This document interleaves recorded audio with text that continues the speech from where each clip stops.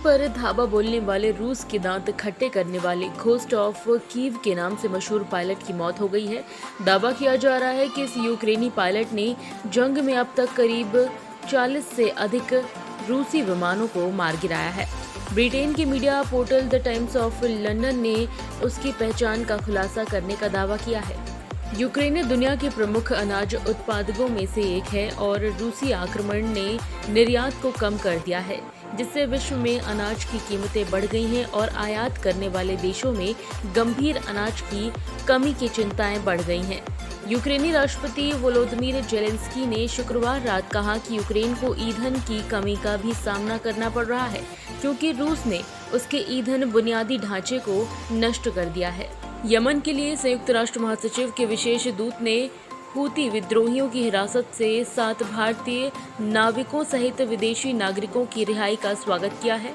भारत ने उन 7 भारतीय नाविकों की रिहाई के लिए 25 अप्रैल को ओमान और अन्य संबंधित पक्षों को धन्यवाद दिया था। थल सेना अध्यक्ष का पद संभालने के बाद जनरल मनोज पांडे पहली बार दिल्ली में नेशनल वॉर मेमोरियल पहुंचे, जहां उन्होंने पुष्पांजलि अर्पित की और श्रद्धांजलि दी। इसके बाद थल सेना अध्यक्ष जनरल मनोज पांडे ने कहा कि भू राजनीतिक स्थिति तेजी से बदल रही है और हमारे सामने कई चुनौतियां हैं। भारतीय सेना सेनाओं के साथ समन्वय करके किसी भी चुनौती से निपटने के लिए तैयार रहे। अंतर्राष्ट्रीय मजदूर दिवस या मई दिवस मनाने की शुरुआत 1 मई 1986 से मानी जा रही है, जब अमेरिका की मजदूर यूनियनों ने काम का समय 8 घंटे से ज्यादा न रखे जाने के लिए हड़ताल की थी। इसका तत्काल तो कोई असर नहीं हुआ, लेकिन बाद में अमेरिका में 8 घंटे काम करने का समय निर्धारित कर दिया गया। फिर भारत सहित अन्य मुल्कों में भी यह कानून लागू हुआ। प्रधानमंत्री नरेंद्र मोदी इस साल अपनी पहली विदेश यात्रा पर सोमवार 2 मई को रवाना होंगे। वह 3 देशों जर्मनी, डेनमार्क और फ्रांस का दौरा करेंगे।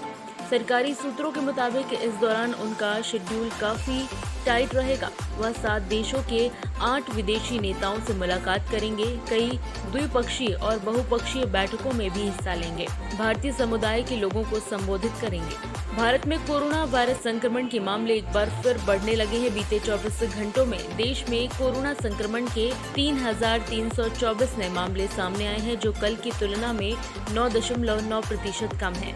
देश के 5 राज्यों में सबसे ज्यादा मामले दर्ज किए गए हैं। फिलहाल देश में कोरोना के एक्टिव केस की संख्या 19,092 है। योगी सरकार के dream project Purvanchal express way पर आज 1 मई से टोल टैक्स वसूली का काम शुरू हो जाएगा। इस एक्सप्रेस वे पर लखनऊ से गाजीपुर के बीच यूपीडा ने टोल वसूली के लिए कुल 13 पॉइंट बनाए हैं। रूस और यूक्रेन के बीच चल रही जंग से हालात दिन पर दिन बदतर होते नजर आ रहे हैं। युद्ध के चलते यूक्रेन के हालात काफी खराब हैं। यूक्रेन में हर तरफ बर्बादी के मंजर हैं। इस बीच हॉलीवुड स्टार एंजेलिना जोली ने युद्धग्रस्त यूक्रेन पहुंचकर सबको हैरान कर दिया है। एक्ट्रेस को हाल ही में यूक्रेन के लवीव शहर में एक कैफे में देखा गया, जहां उनके साथ कुछ बच्चे भी मौजूद थे।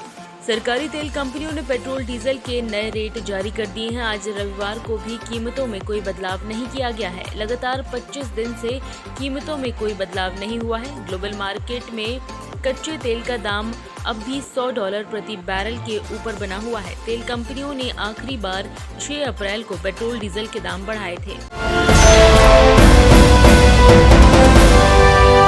ताज़ा खबरों के लिए सब्सक्राइब करें JSR टाइम्स और साथ ही नोटिफिकेशन पाने के लिए बेल आइकन को दबाएं।